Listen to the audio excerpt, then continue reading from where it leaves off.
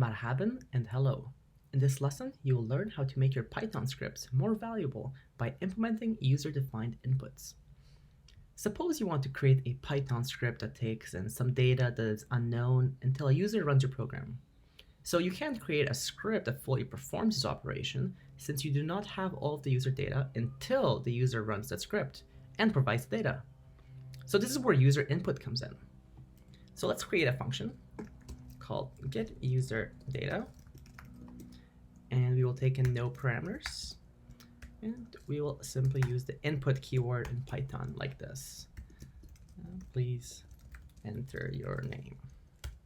Okay, and we will do something similar for our favorite food, and also input, please enter your favorite food. All right, so now we have to call it to actually get the data, get user data, and of course we need to return it as well. So return name, favorite food, like that. So this way you will return two things from this one function. Okay, let's print out our data. So we will use the curly braces, loves to eat blank, and then we will format it using our two parameters from our data. So we'll use data here, and then data 1. Okay, so now we can run our script, and we see it says please enter your name. So now it actually expects our user input.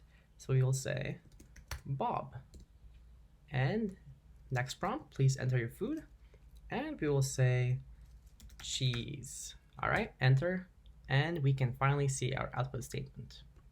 Since the PyCharm terminal is analogous to Linux's terminal, we can also call the program like this. Open up the terminal, navigate to where our code is located. So in my case, it's in my home directory, PycharmProjects, and it should be in CD unit 3. So now if you look into it, we can see our file is right there. So we'll call it with Python, user input, and then we can see our prompt pop up just like that.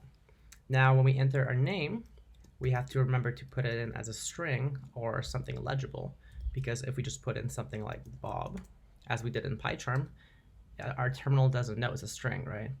So we have to actually use our quotations for this. So we can say Bob, and same idea for food, and we can say bigger.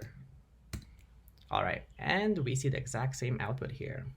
One important thing to note is that when we do run our program, the program will wait indefinitely, meaning that without user input, your program is pretty much stuck, right? You can see here, it's just waiting for us. Okay, so what if you don't want to have input throughout various points of your script?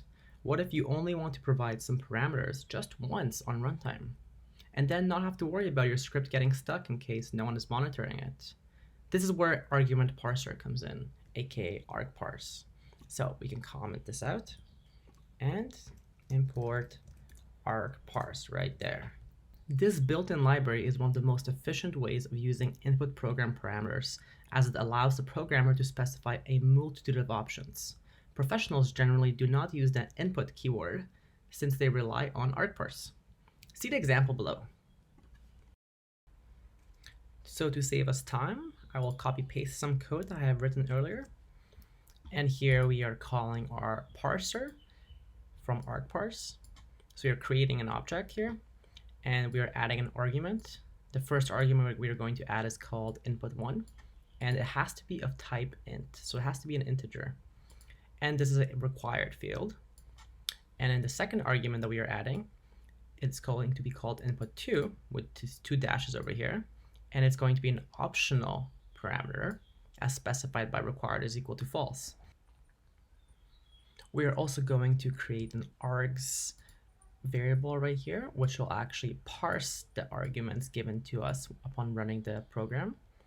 And finally, we will simply print them out.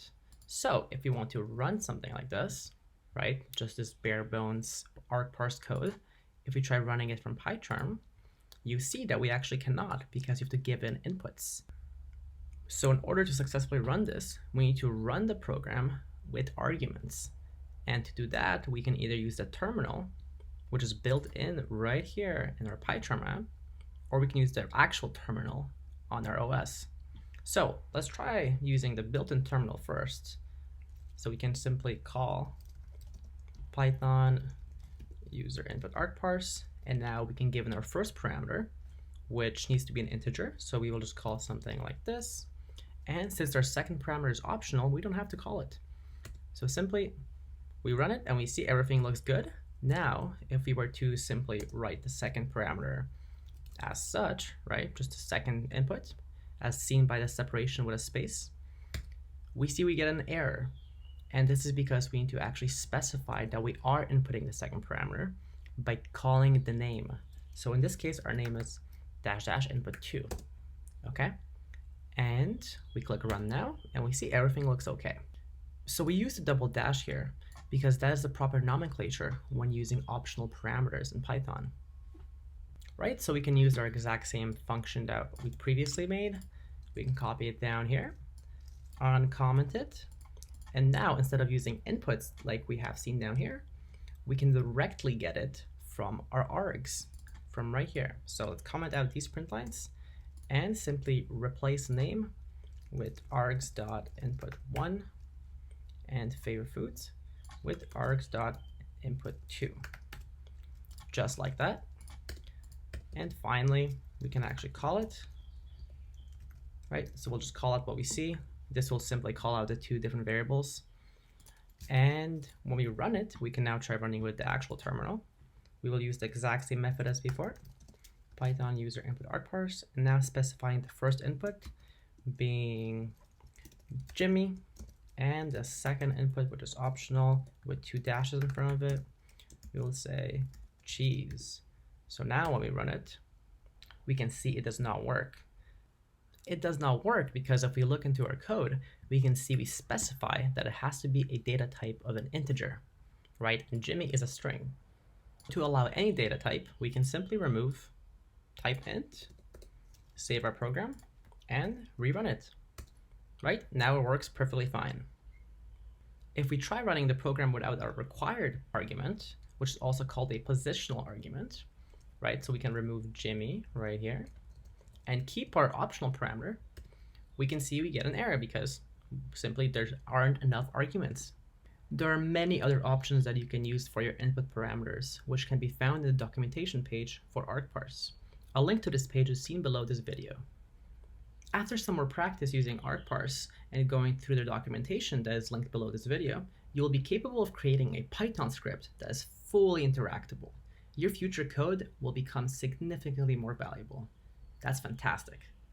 In the software industry, employers highly value programs that are dynamic and modifiable by users.